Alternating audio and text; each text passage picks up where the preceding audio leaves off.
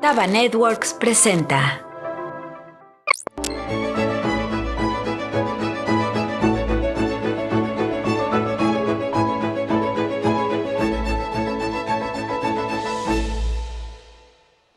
Hola, buenas y frías noches seguramente porque estamos todos pasando por frías noches.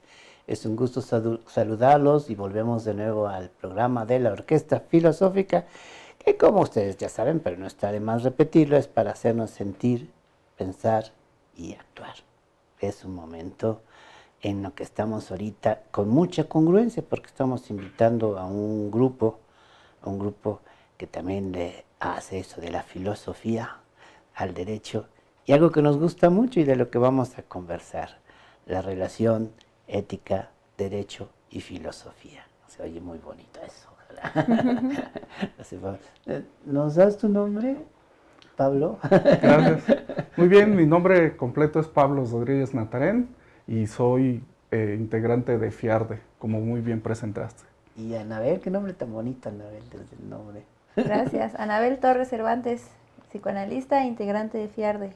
Sí, ahorita creo que va a estar psicoanalizado el entrevistador, pero bueno, yo siempre me decía, cuidado con las actrices y con las psicoanalistas y los antropólogas, porque unas te van a decir, estás muy primitivo, otras te van a decir, tienes tantos complejos, y otras te van a, no sabes si están actuando o es verdad lo que están diciendo, ¿no? Con las actrices, así que vamos a hacer ese reto de entrevistar una psicoanalista, una carrera que se me hace interesante y difícil, ¿no?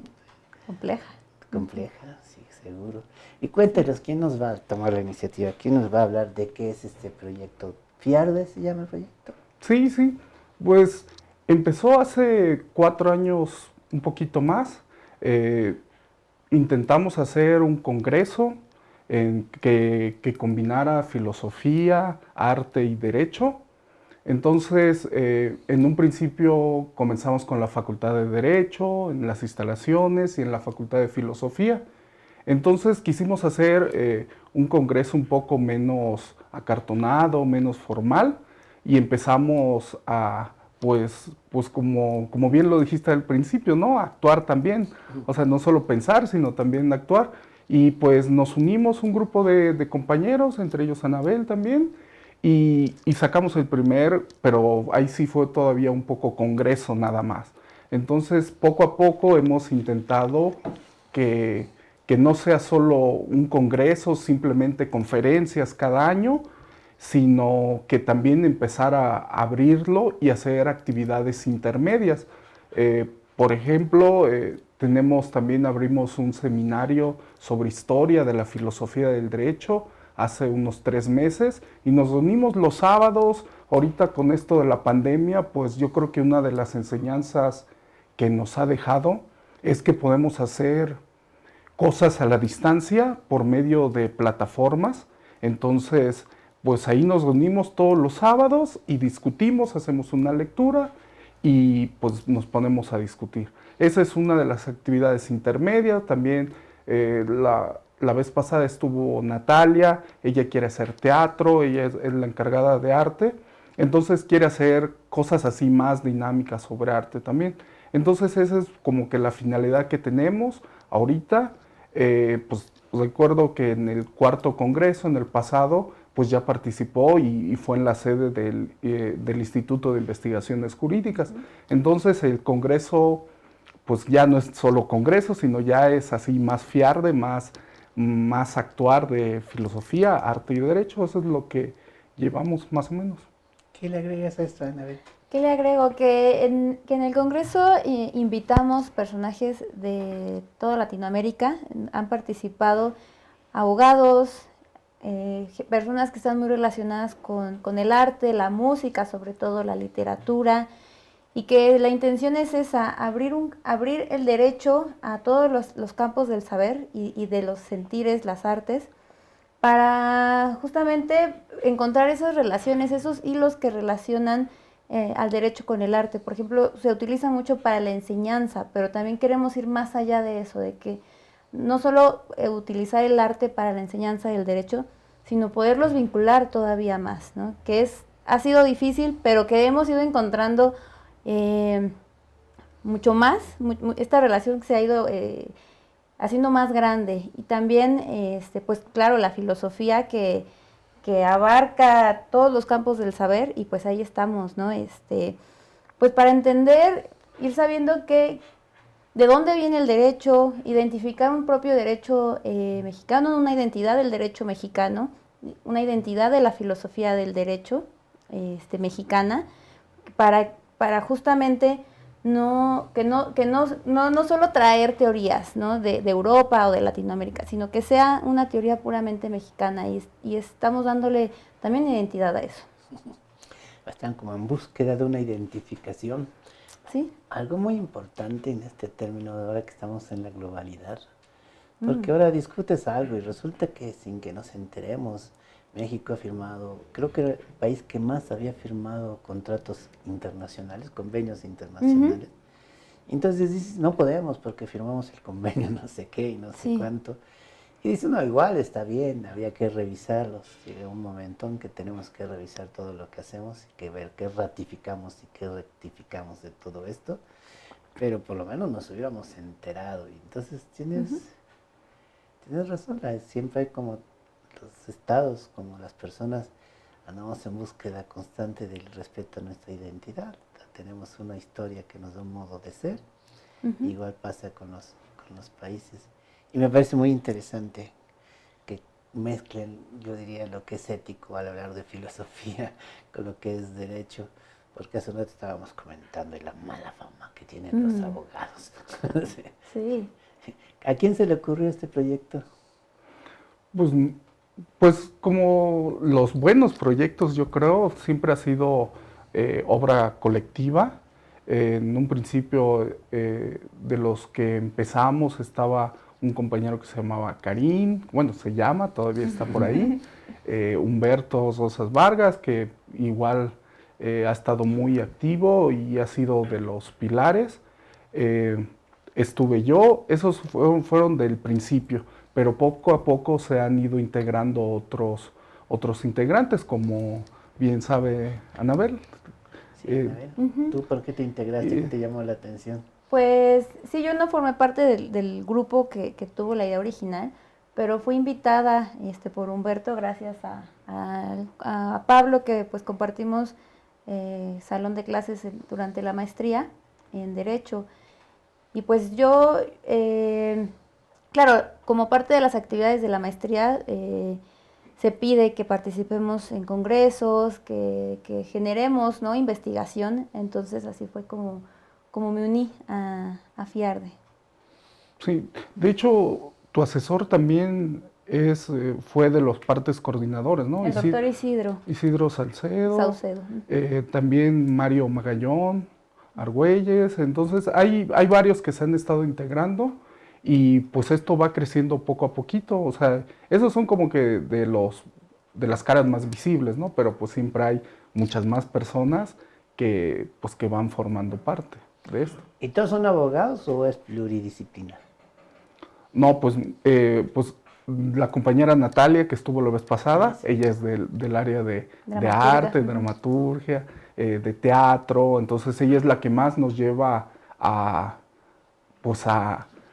nos va impulsando, ¿no?, a que nos desacartonemos, que ya no seamos tan formales, sino decir, oye, pues hay que cambiar esta cosa. Los congresos, las pláticas. De hecho, en la última conferencia que tuvimos, de ella fue la idea, de que fuera, en lugar de que tú hablas 20 minutos, tú 20 minutos, tú 20 minutos, luego preguntas y respuestas, ella dijo, no, pues vamos a hacerlo un poco más, pues, conversatorio, ¿no? Vamos a ver, tú hablas de una idea, hablas 5 minutos. Esa misma idea la habla otra persona 5 minutos. Y así le fuimos variando y hicimos como 3, 4 rondas. Anabel, como siempre, pues hablando de psicoanálisis, de la parte de películas, fue sobre cine y derecho. Entonces, hay muchos, no solo abogados, muchos son abogados y también filósofos. Entonces, eso es lo que hace pues que el Congreso pues tenga una visión más, pues, más abierta, ¿no? Ya no tan formal. ¿Tú estudiaste Derecho también, Ana? Sí, como muchos dentro de FIARDE, estudié como primer carrera Derecho, y como muchos dentro de FIARDE me desilusioné un poco o bastante, sobre todo en la práctica jurídica, ¿no? El sistema que pues actualmente sigue muy corrompido, que sí conozco muchos compañeros que están al frente como operadores jurídicos, y que lo intentan y que se siguen manteniendo dentro de la ética y que están produciendo un mejor sistema jurídico. Sin embargo, todavía está muy lejos, ¿no?, de llegarse a un sistema transparente, un poco más justo, ¿no? Independientemente de qué sea la justicia, se tiene que hablar también de eso. Y a pesar de eso, para mí el sistema todavía no me permitió a mí formar parte de esas líneas de trabajo, porque está muy corrompido el sistema. Entonces eso a mí me desilusionó bastante, y pues los caminos me llevaron a estudiar psicoanálisis. Esto pues a partir de que yo formé parte de la clínica jurídica del programa de Derechos Humanos de la UNAM. Allí se atienden casos de personas con discapacidad. Entonces se les da defensoría en materia familiar, en materia civil, incluso materia laboral y penal. Y bueno, el acercamiento que tuve ahí con las personas que tienen discapacidad me despertó esa vocación de trabajar directamente con las personas en situación de discapacidad psicosocial. Y así fue que empecé mis andares en este trabajo, y tomé un diplomado respecto al acompañamiento terapéutico, que también es un dispositivo que viene del psicoanálisis, para trabajar con personas, digamos, con un problema, un padecimiento mental que no les permite realizar sus actividades cotidianas. Entonces se asiste con ellos para que puedan recuperar cotidianidad. Y bueno, posteriormente estudié psicoanálisis, la especialidad de psicoanálisis en el Colegio de Saberes, y bueno, a partir de ahí es que empecé con la clínica privada. Colegio de Saberes, qué buen nombre. En Italia creo que así se llama la Universidad de los Saberes. De los Saberes. Sí, que sí. Está muy bien. Pues hiciste un salto del derecho que, como bien dice Pablo, tenemos la idea de que un abogado es alguien no se mueve, ¿no? De una ley. La ley dice, cada quien hace la ley como quiere. Algunas cosas que parecen lógicas a la hora de un dictamen ya no fue tan lógico. Es muy común. Los conflictos que hay actualmente en nuestra vida política tienen mucho que ver con eso, ¿no? Sí, que hay mucha disparidad entre lo que dice la ley y entre lo que sucede en la realidad. Yo trabajé en el Instituto Electoral, entonces decíamos, bueno, si aquí el Consejo dice una cosa, se va al Tribunal Electoral y el Tribunal Electoral dice otra cosa, ¿alguno de los dos estuvo equivocado o es la ley? Pero si hay una diferencia, significa que alguien está equivocado. Cuando dices que es justo, es una pregunta muy interesante. ¿Tú qué entiendes por justo, Pablo? De verdad es una de ya te puse a filosofar. Sí. de las palabras muy, muy complicadas. De hecho, más o menos eso es lo que vamos buscando con este seminario de filosofía del derecho, que está planeado que dure más de 3 años. O sea, es a largo aliento, ¿eh? La verdad, esperemos que logremos esta meta de seguir creciendo y evolucionar como grupo, pero entonces más o menos de ahí es lo que tratamos de ir intentando descubriendo con lo del seminario. O sea, qué es la justicia, cómo se da la libertad y cómo va evolucionando la reflexión del derecho desde Grecia, por lo menos, porque pues, ya no nos pudimos meter a más. O sea, ya lo diseñamos para 3 años, entonces hubiera durado mucho más. Entonces, ir buscando esas manifestaciones, esas determinaciones del derecho. Y en un principio está muy pegado el derecho con la justicia. encontramos que sobre todo estaba compactado cómo los sacerdotes, cómo estaba muy unido eh, la, el apoyo pues de la religión al derecho. Y entonces estaba ahí mezclado todo, derecho, moral, teología. Entonces podríamos decir que en un principio pues la justicia era un equilibrio o una tipo restitución como primer paso sería eso, ¿no? Un equilibrio, una restitución en tus derechos. Si las cosas estaban así, pues volver al cauce con que estaban.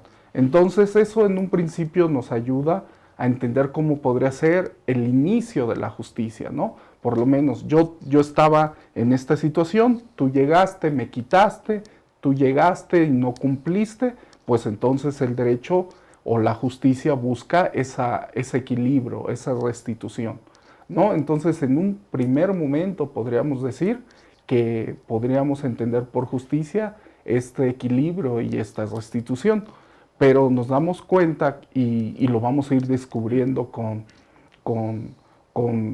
pues a lo largo de nuestro seminario, que pues ese concepto incipiente o originario de justicia nos va quedando muy corto a nuestra época actual, porque pues si tú ya naciste pobre, pues entonces el equilibrio sería pues tú quédate pobre, entonces ahí ya nuestro concepto de justicia es donde hace agua. Entonces eso es lo que vamos a ir descubriendo y el problema es que en el mismo derecho a veces se repite mucho ideas pasadas. Entonces nosotros repetimos la idea de justicia ya no de los griegos, sino de los romanos, de Ulpiano, que es dar a cada quien lo suyo. Entonces ese concepto de justicia que en un principio pues está bien, o sea, pero pues en el pasado, pero ya ahorita pues qué es o sea, ya hay que establecer qué es lo suyo de cada quien.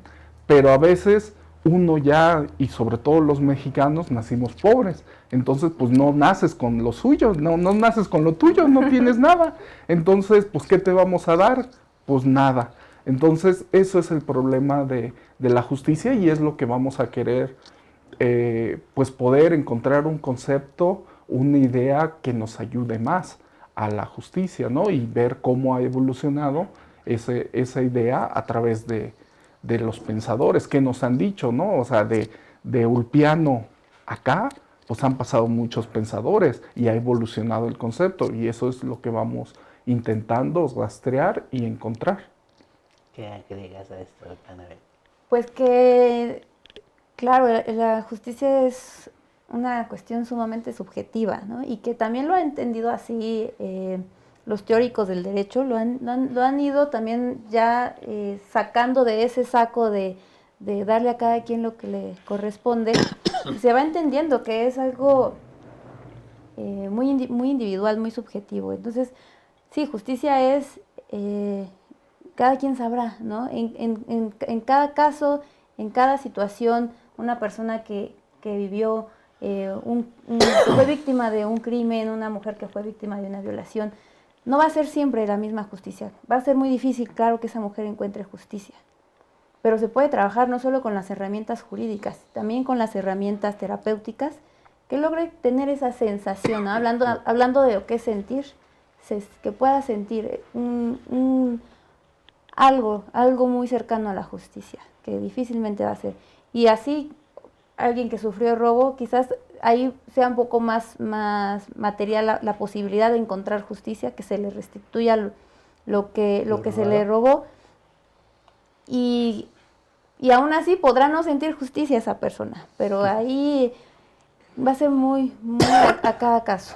Ahí me atraganté con el café. Decía Facundo Cabral en la canción que robaron un banco y cuando se investigó resultó que era más ladrón el que lo fundó que el que lo robó. Sí. Sí, el sentido. Sí, cuando se establece el derecho, Tienes razón, hay la función de poner las cosas en donde estaban después de un Ujú. acto que parece injusto, Ujú. pero a lo mejor precisamente el acto no es injusto. Aquí lo importante es pensar cuál es la función que tiene el Estado en el sentido de la justicia. ¿Qué piensas tú, Pablo? Pues sí, bueno, nada más antes de contestar lo que mencionas, me parece importante lo que dijo Anabel. Hay cosas que no se pueden restituir y ese es el problema también actual del derecho. O sea, si te roban, bueno, regrésame lo que me quitaste, ¿no? Es intercambiable el dinero. Pero, por ejemplo, en casos de violación, en casos de muerte, pues hay cosas irrestituibles, ¿no? Pues ya mataste a alguien, ¿cómo lo revivimos, ¿no? Entonces hay problemas en la reparación del daño también, ¿no? O a veces cuestiones ambientales. O sea, ya talaste, ya contaminaste un río, ¿cómo lo descontaminas? O sea, es pues es muy problemático esa situación también en el derecho. Y ahorita lo que menciona sobre la función del Estado. Pues la función del Estado pues, ha sido pues muy problemática y siempre va apoyando o siempre va junto con el derecho. No podemos, son como conceptos muy pegados. No puedes hablar muy bien de derecho si no tienes un Estado. O si no hay un Estado fuerte, no se puede hablar del derecho. Entonces, igual, no es porque esos temas nos preocupan y, y para intentar encontrar una respuesta, pues es para lo que organizamos el seminario, ¿no? Pues para aclarando ideas. Ahorita hablaremos de la pedagogía que seguimos, pero es para aclarar ideas. Entonces nosotros, cuando estudiamos derecho, nos dicen, es que el derecho no lo fundan los griegos, fue la única ciencia que no fundaron los griegos. Los griegos fundaron todo, ¿no? O sea, matemáticas, trigonometría, aritmética, todas las ciencias, pero en el derecho no. Y el problema era eso, que los fundadores del derecho son los romanos. Pero ¿cuál es la diferencia entre griegos y romanos? Pues simplemente la organización estatal, que todavía no le podríamos decir Estado propiamente porque surgió después de la Edad Media, pero sí una organización política fuerte era muy necesaria para que el derecho evolucionara. Entonces tenemos que en los griegos estaban fragmentados en polis.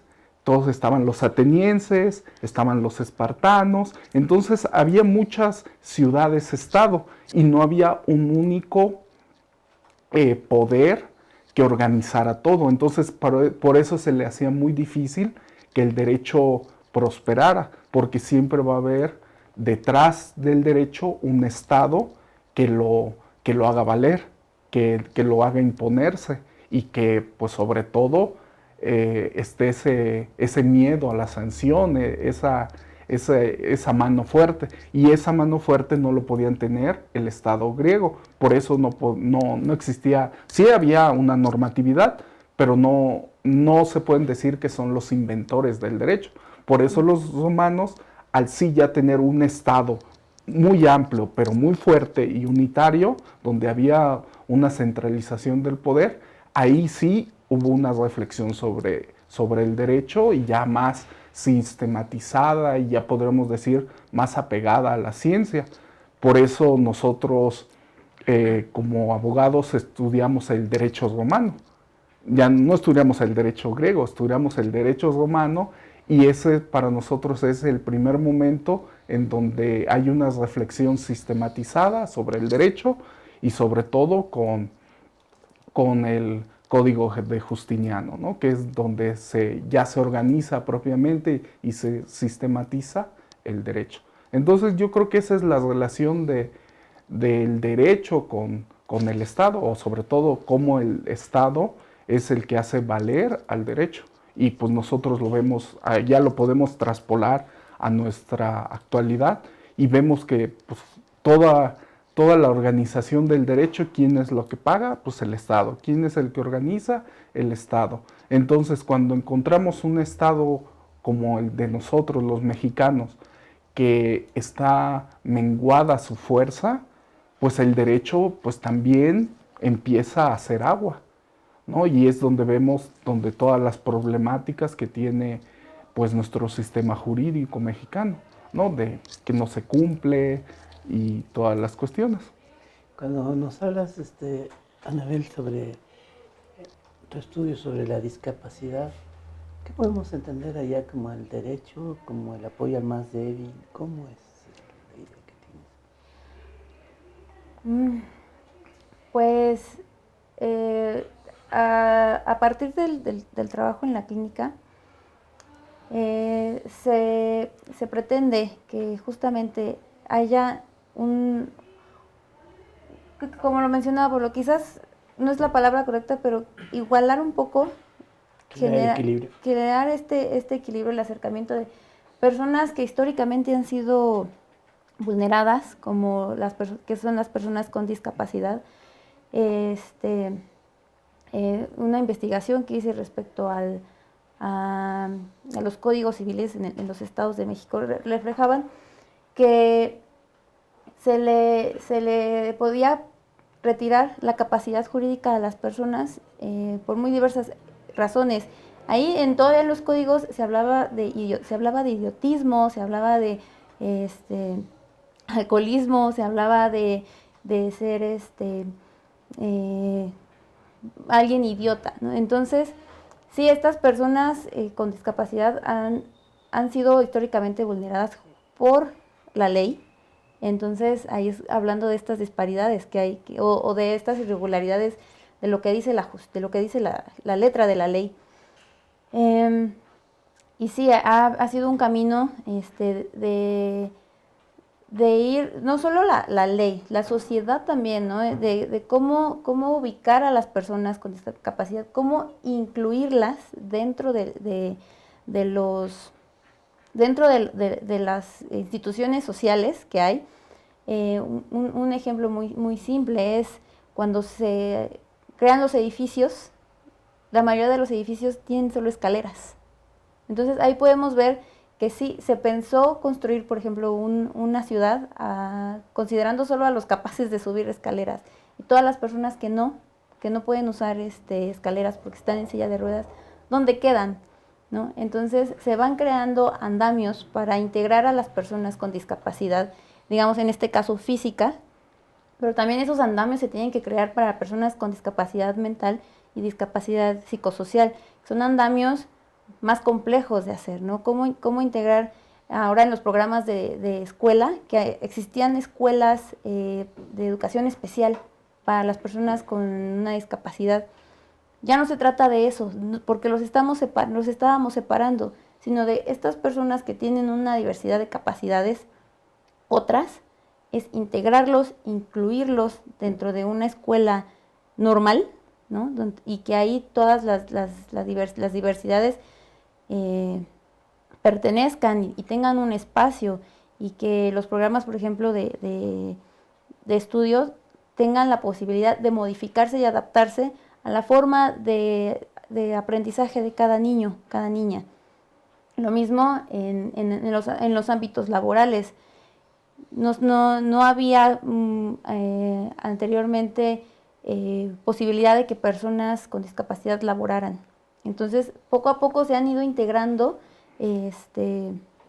estas personas al trabajo, y que son personas que pueden trabajar, que tienen deseo de laborar. Y ahora, con respecto a lo jurídico, lo mismo.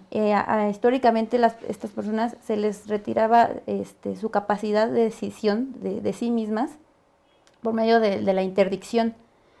Entonces, ahora, ¿por qué? Porque no se hacía de mala fe. La familia, al tener una persona con discapacidad, la interdictaban para como una forma de protegerla, ¿no? De que si iba a heredar ciertos bienes, no se los fueran alguien no se los fuera a arrebatar.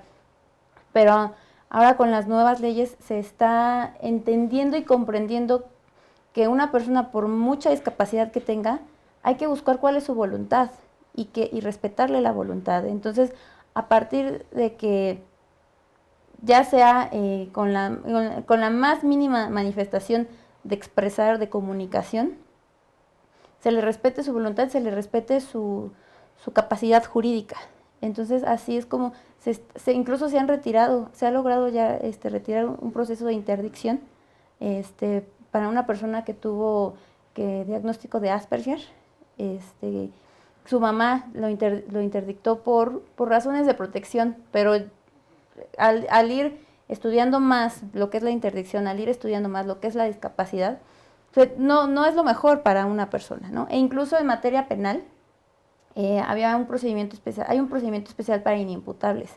Y anteriormente se estipulaba que cuál era el procedimiento especial, no ser oído en juicio, simplemente por la razón de ser una persona con discapacidad. Porque se creía que era una persona que, pues como no entendía lo que hacía, pues no se le podía ni preguntar qué, porque pues era una persona que no estaba en esta realidad, que no tenía comprensión de lo que había hecho, y se les enviaba a los centros penitenciarios especiales sin ser oídos en juicio, sin un dictamen médico. Se les medicaba forzosamente y muchos de ellos no sabían ni por qué estaban ahí. Entonces también ha ido cambiando de tal forma que ya se les pueda escuchar en un juicio. Entonces ahí es como, todavía queda mucho camino también por delante respecto a lo que el Estado tiene que hacer para integrar socialmente a las personas con discapacidad. Pero pues ahí está, han habido cambios. Dices cosas muy interesantes. Me vino a la mente un caso de un funcionario público de los años ahí de López Mateo, hacia yo un poquito eso, que hizo dinero y tuvo un hijo con problemas de discapacidad mental, y se muere y se lo liga a la secretaria que tiene como 20 años más que él y alega ser la heredera de los bienes. de los bienes del tipo. Yo decía que el tema es público, porque si el tipo fue funcionario, seguramente ahí estaban nuestros impuestos. Y yo no sé en qué quedó el caso. Un amigo lo estaba llevando, se hacía como difícil, el tipo muy defensor de su esposa, finalmente con la que se casó. Y pregunta uno, ¿hasta dónde existe esa posibilidad de abusar también de la discapacidad? Ahí sabes tú yo más que yo de la soledad que tiene una persona con discapacidad, que debe ser mayor de la que tenemos los discapacitados por distracción. Que deberían considerarnos. Tenía una ayudante, pobrecita, que la quiero mucho todavía. Cómo me soportaba que todo olvido, todo se me va, siempre estoy en otro mundo. Pero el caso es ahí, cómo resolver casos que se vuelven tan difíciles en esto de hacer que la gente participe, y que de ser inclusivos y demás. Pero vamos a hablar un poquito más de FIARDE. ¿Qué hacen ustedes entonces con todos estos temas? ¿Hacen sus reuniones? ¿Cómo invitan a la gente a que se reúna? Si tienen una profesión, ¿cómo lo hacen? Pues principalmente lo hemos hecho por redes sociales y pues cuando hacemos los congresos y por medio de nuestro Facebook de FIARDE, ¿no? Ahí subimos las convocatorias, las invitaciones, pues los carteles donde tienen toda la información.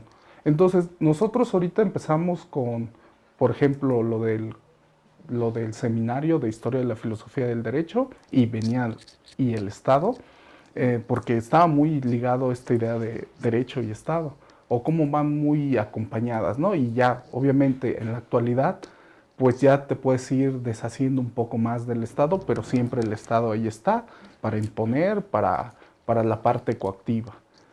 Entonces, nosotros ahí por medio del Facebook estaremos subiendo una nueva convocatoria para que se vayan integrando. Nos reunimos los sábados a las 5 de la tarde. Digo que somos para personas que no tienen vida social, ¿no?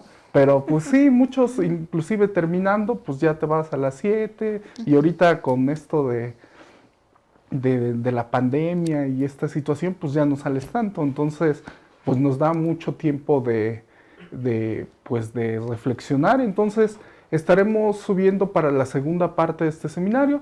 Empezamos con una parte propedéutica, inclusive reflexionamos primero así como conceptos generales, o sea, qué es historia de la filosofía, qué es filosofía del derecho, y luego para ir armando un concepto pues más completo sobre qué es filosofía del derecho o qué es la historia de la filosofía del derecho.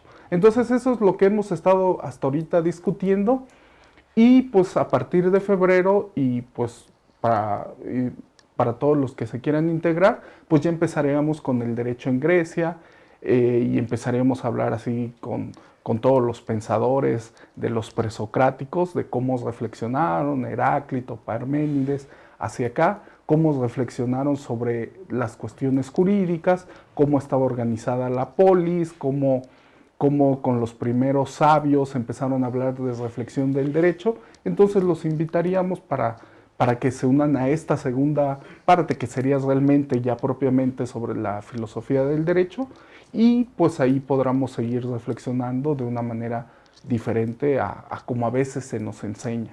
Vamos a hacer un corte, pero continuamos. Y ahorita que salgan sus redes sociales y demás. Ok. Perfecto. Sí, sabemos que en tu vida diaria lo que más te interesa está en tus dispositivos móviles. Y entre tanto contenido que hay en la red, es importante saber resaltar. Nosotros somos Taba Networks, una productora de video en donde escuchamos tus ideas y las transformamos en un producto audiovisual que te ayude a conectar con el público a través de las diversas plataformas digitales, ya sea por medio de un video institucional o comercial, una propuesta con motion graphics o de animación, encontrando la opción más adecuada para tu proyecto. Ja, det som ikke du vet at det er med man kan tjene så der. Ja, man kan inte vara det. Llevándote al crecimiento digital que estás buscando. Contáctanos y permítenos llevar tu mensaje por el camino audiovisual.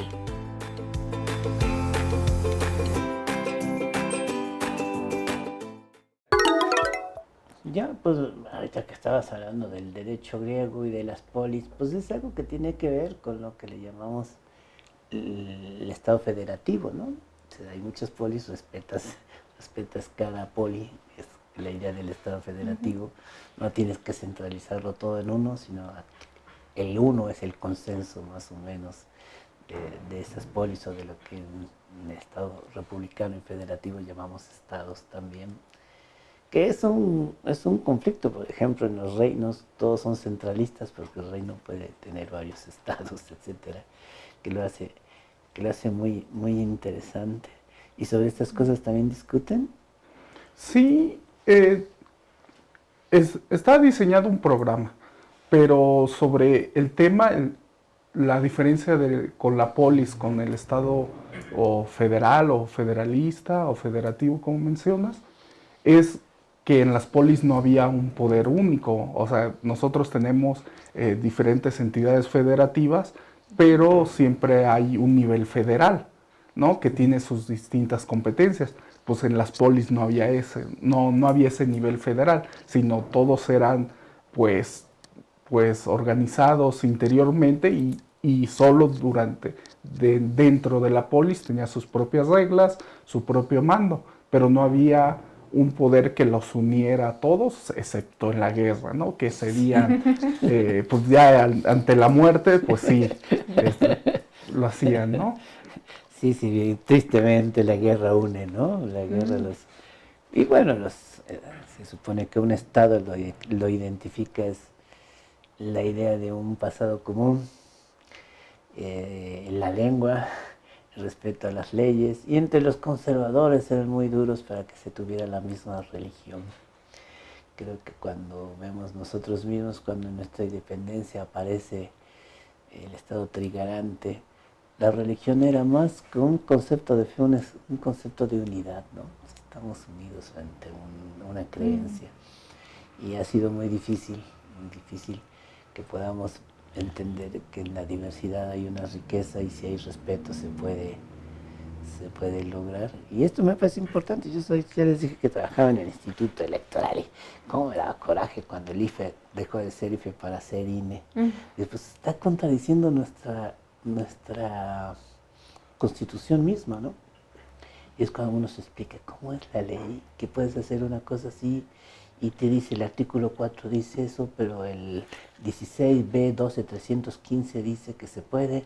Entonces es muy complejo esto de entender para mí las leyes, hay como muchas contradicciones. Y a veces cuando hablamos de derechos, hay derechos que se contradicen o cuando uno lo bajan del autobús, que me pasa seguido, que nos bajan del autobús porque hay una protesta. Entonces el derecho de tránsito se hace distinto al derecho de protestar. Entonces, y como eso hay muchos derechos que se contradicen, que deberíamos tener muy claro las prioridades. Claro que este es un mundo en donde vamos a tener que estar constantemente reflexionando las cosas, el mismo sentido de los derechos. Cuando me hablaste ahorita se me hizo muy interesante de cuando se tratan a las personas con alguna discapacidad sin tomar en cuenta su voluntad o sustituyendo su voluntad. Pues cuando hacemos una ley que por fuerza tiene que haber un mismo porcentaje de hombres y de mujeres, es pasarse la voluntad de los electores. Es como si los electores no supieran comprender que hay necesidad de que ambos géneros estén presentes, aunque no por fuerza en mitad y mitad, como si fuera, toman el poder como si fuera un pastel, ¿no? Por justicia, mitad y mitad.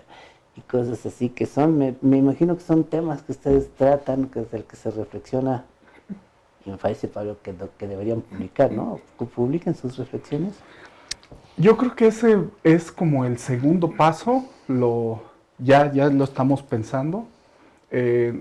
Nosotros cada módulo pues llevamos varios temas.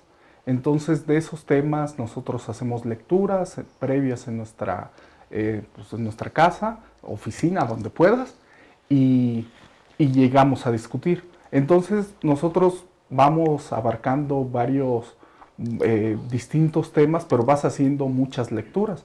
Entonces el paso siguiente es que empecemos a hacer, como diríamos, mini papers, mini artículos de 2, 3 hojas, para ir puliendo tus ideas, aclarando, porque a veces escribir tiene un arte de la precisión, ¿no? Tienes que ser claro y preciso. Entonces, empezar con poquito, y yo creo que en 2, 3 módulos más, pues ya podemos hacer artículos más grandes de 15, 20 hojas, 30 hojas, pero empezar así con poquito. Y sí, ese es el siguiente paso que yo les quería proponer a los miembros del seminario, que empezáramos a escribir, ¿no? Porque eso te forza a ser claro y a poner de manifiesto tus ideas. Entonces, pues ya lo escribiste, pues ahora pues a ver cómo lo defiendes o cómo lo argumentas, ¿no? Eso yo creo que sería el siguiente paso y espero que sí lo logremos. Será una propuesta y pues ya dirán los miembros si van o no, ¿no? Esperemos que sí. Y sobre lo que mencionabas de los derechos, a veces cómo vamos viendo los como derechos en pugna, derechos en conflicto, pues espero yo, y eso va a ser de las últimas partes del seminario. Una de las últimas reflexiones sobre el derecho está sobre Ronald Dworkin. Él nos habla de eso, de que los derechos ya no son absolutos, sino cada derecho están pues en conflicto con otros, o ya no son 100% un derecho, sino a veces hay un derecho y hay otro derecho y chocan, colisionan, y tú y a veces el juzgador tiene que evaluar. Entonces está el derecho de la protesta social contra tu libertad de tránsito, y tienes que evaluar en qué medida ya no es 100% mi derecho de libertad de tránsito contra el 100% de libertad de expresión, libertad de la protesta social, porque me están afectando un derecho. Pues ya no es ilimitado, sino hay que evaluar, no, pues se cumpla el 70%, está el 30%, el 40%, y hay que hacer como como esa ponderación de principios, ¿no? Entonces yo creo que ese es de los últimos temas que estaremos viendo en el seminario, por ahí de 2 años y medio. Esperemos que avancemos más rápido, pero sí, ¿no? O sea, son avances que ha tenido el derecho y que muchas veces las personas comunes y corrientes pues no se dan cuenta que ya existen. ¿Algo le tienes que agregar, Anabel?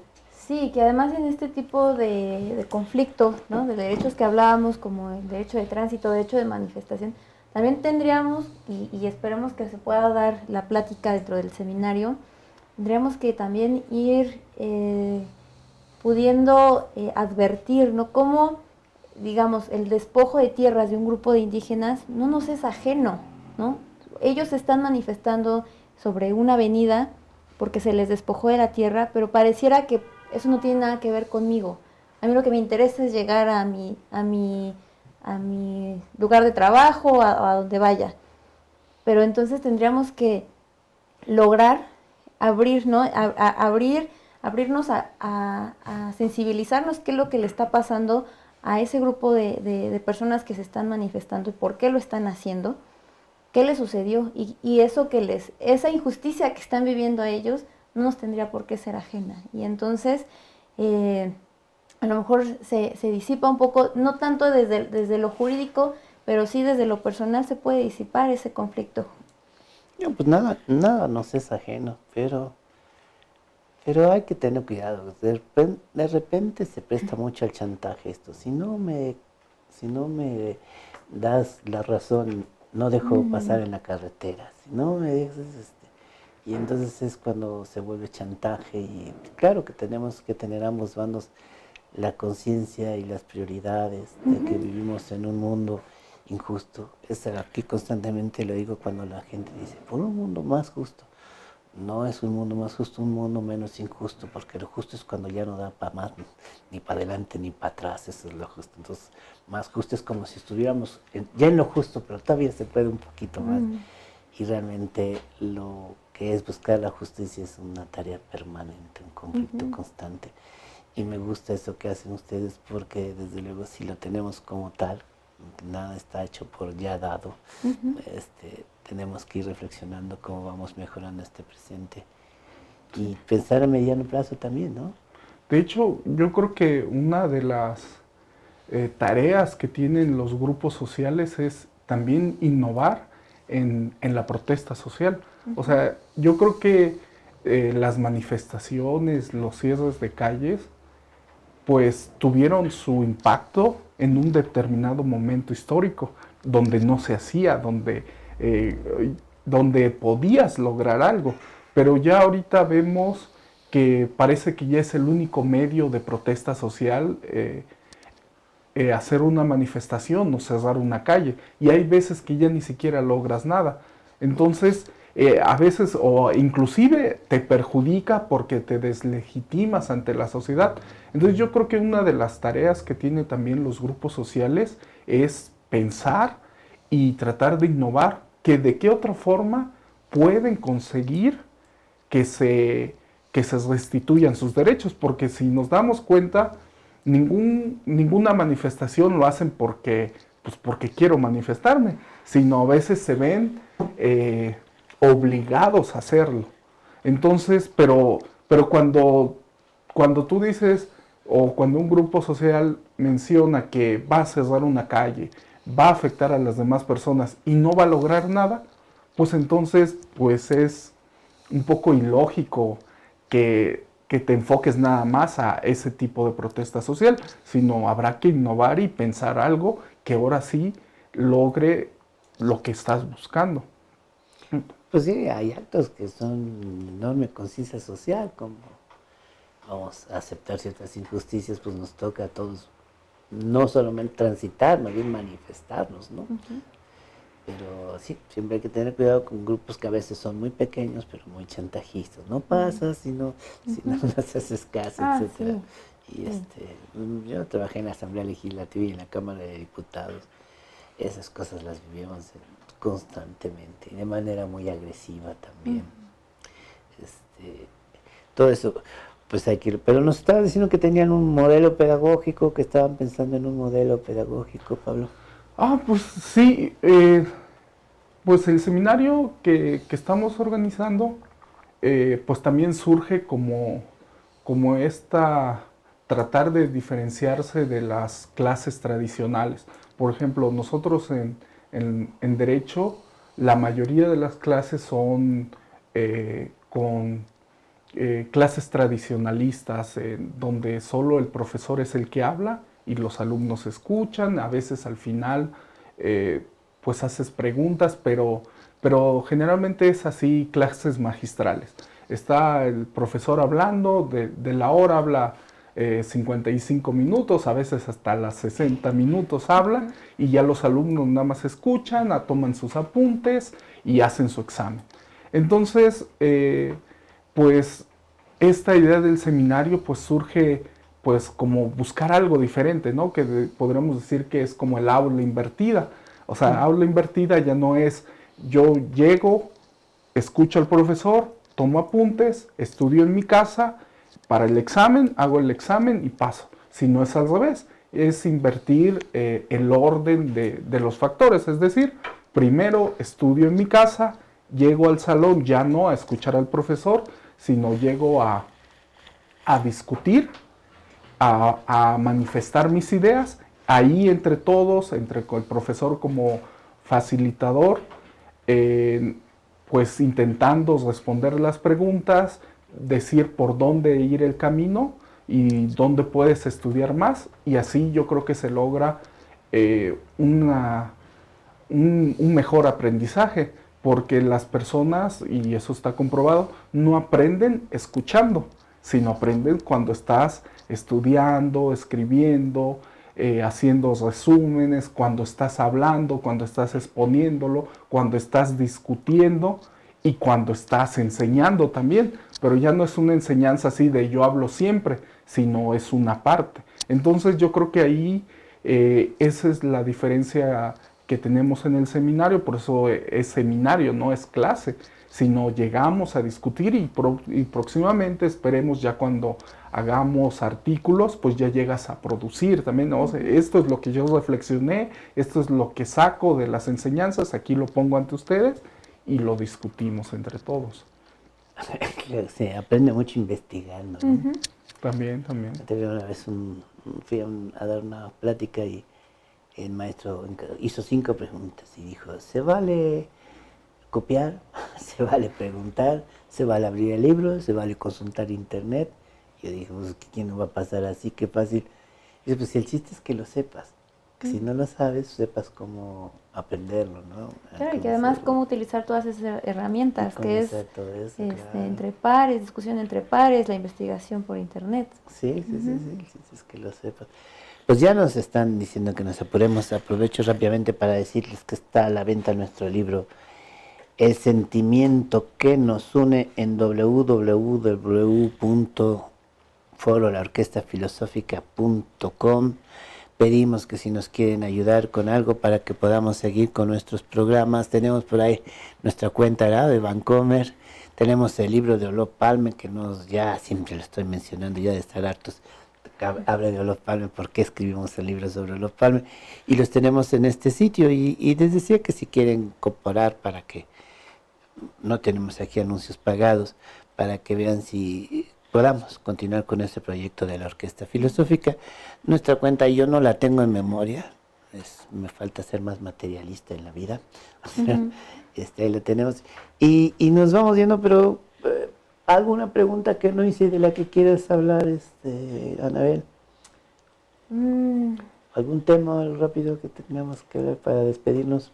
Pues nada más que ahora sí que los invitamos a que se comuniquen por las redes sociales para aquellos que estén interesados en participar tanto en el seminario que es sabatino o bien para el próximo congreso de FIARDE, que nos envíen sus propuestas para generar las mesas de trabajo. Ah, sí salió, ¿verdad? Y ya es usted.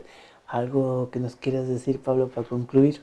Pues igual reiterarle la invitación al seminario y para el próximo 5º congreso de FIARDE, en donde estaremos esperando sus ponencias, sus participaciones, y próximamente, yo creo que en menos de un mes, estaremos sacando las líneas de o los ejes del Congreso, del próximo Congreso, que será como por ahí de agosto, más o menos. Es muy interesante. Yo estoy muy contento con ustedes. Aprendí mucho. Como dices, esto de aprender también suele ser en un diálogo, entender que algo hay, que aprendes del otro y algo de uno no mismo, ¿no? Yo creo que he aprendido más de hacer entrevistas del tiempo que estuve frente a un pizarrón en mi vida. No, pues qué bueno. No, pues muchas gracias por el espacio y la invitación. La verdad, lo agradecemos mucho. Pues nos despedimos. Esta es la Orquesta Filosófica y nos vemos cada miércoles a las 7 con entrevistas que consideramos son de su interés. Conste que hoy no canté para que hablaran todos, ¿eh? No, pues sí, extrañamos tu guitarra.